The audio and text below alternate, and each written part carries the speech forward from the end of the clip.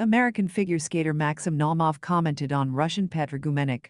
The athletes are competing in the men's singles at the 2026 Olympic Games. He was in Tallinn in 2020, right? He won bronze? Yes, that's exactly the year our current U.S. team Malinin, Torgashev, and Naumov competed together. I didn't really see their performances.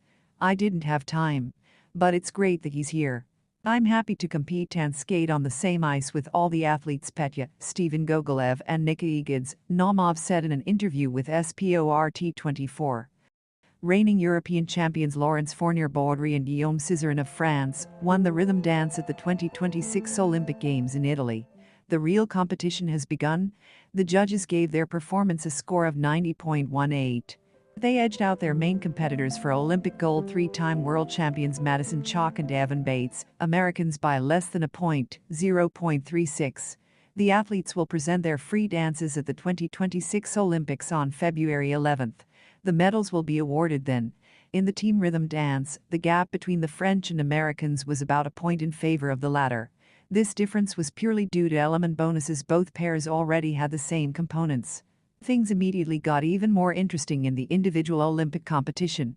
To many's surprise, Fournier-Baudry and Cizeron edged out their main competitors and were the only ones to score over 90 points in the rhythm dance.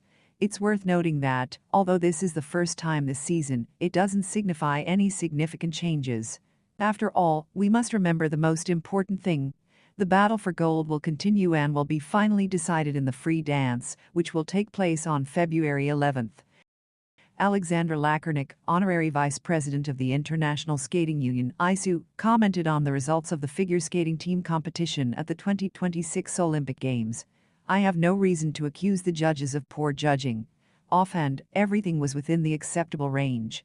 It's impossible to make a detailed assessment that would require much more information. In this situation, the American team won, so that means they won. Why should I question that? Yes, it was close, but that's sport. Someone will come first, someone will come second, Lakernik was quoted as saying by Sovietsky Sport. It's worth noting that the U.S. team won the team competition, scoring 69 points. Japan, 68, and Italy, 60, finished behind them. 24-time Grand Slam champion Novak Djokovic recently attended the opening ceremony of the 2026 Winter Olympics in Milan. In November 2025, Djokovic announced that he would like to retire at the 2028 Summer Olympics in Los Angeles, but for now he has the opportunity to watch his colleagues from other sports. There's always a special atmosphere here. This is Italy, a sporting country. Everyone was expecting a show, and it really turned out to be one. This was my first time attending the opening ceremony of a Winter Olympics. I'm happy I was able to share this moment with my family. The next Olympics are still a long way off. It's a different stage in my life and career, but I definitely want to participate, Novak said after the ceremony. Djokovic had no intention of limiting his presence at the Games in Italy to the ceremonial event. On February 8, the legendary tennis player, along with his wife Elena, son Stefan, and daughter Tara, attended the figure skating team event, where the athletes were performing their free skates. Novak was particularly impressed by Russian-American figure skater Ilya Malinin, who performed a backflip. After Malinin's performance, the broadcast director briefly turned his attention to Djokovic. Videos and photos of the legendary tennis player's enthusiastic reaction to what he saw on the ice are circulating on social media. Olympic team event champion and two-time world champion Malinin said he was positively impacted by Djokovic's presence during his performance in Milan. I saw Djokovic. It was just incredible.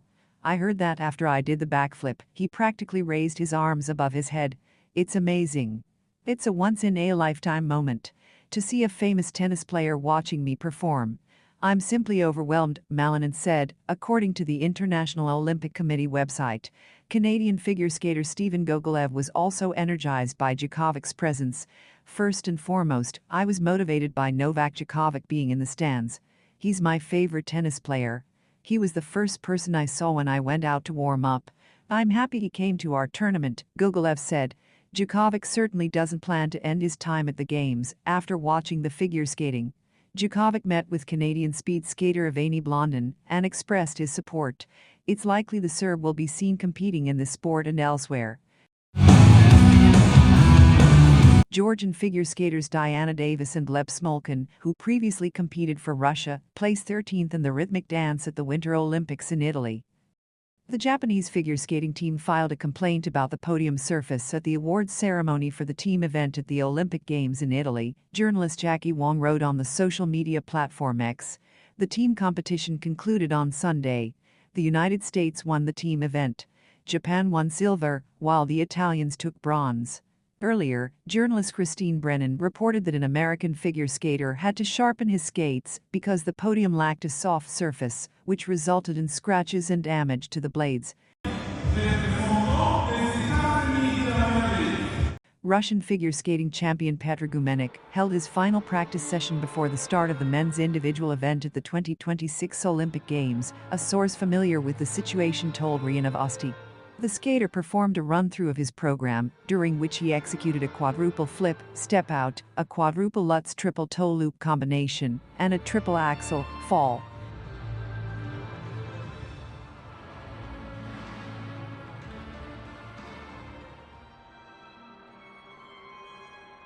The Olympic team event was held without Russia for obvious reasons, but it was somewhat indicative of the competition ahead of Milan for figure skaters, particularly Adelia Petrosyan.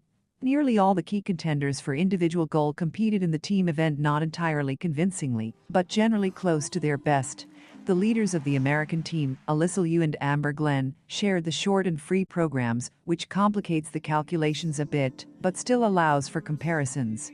Japan's Kaori Sakamoto, arguably Adelia's most formidable rival, skated both events and clearly demonstrated what she's capable of with confident, efficient performances. Kaori's total score was 227.50 points. The technical team noted some minor flaws here and there, but these are essentially the same performances we're entitled to see in the individual event. A score increase is expected in the case of clean performances, but not a significant one. In the triple jumps, and the multiple world champion hasn't earned any Ultra C, the only way to compensate is by increasing bonuses and components. Let's say Kaori performs even better in the individual competition than in the team competition. Japan, of course, competed against the USA in that competition, but the ice dancing pair's frankly poor performance nullified all the successes of the singles and pairs skaters. Sakamoto's best chance for Olympic gold is in the individual competition, so we expect her to perform her best there.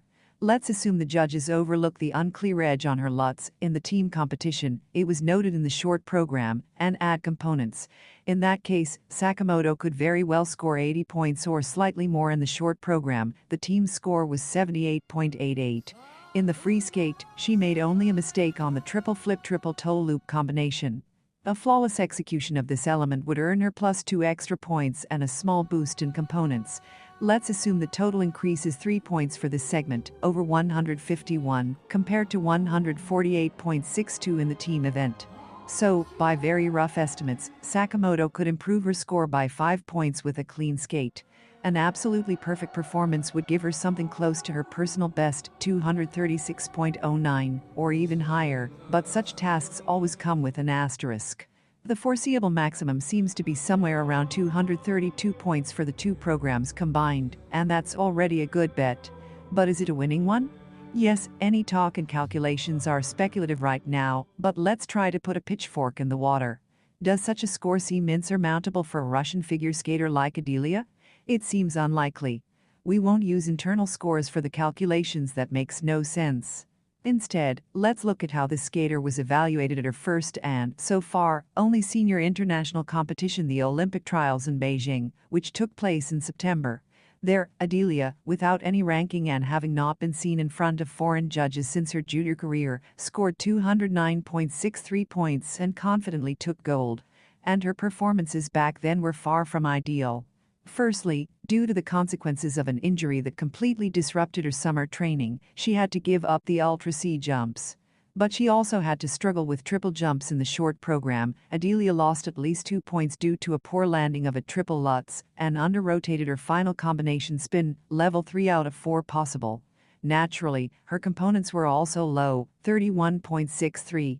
It turns out that, through technique alone, the Russian figure skater could have improved her short program result from 68.72 points to at least 71 points. Furthermore, a clean skate would have yielded higher components.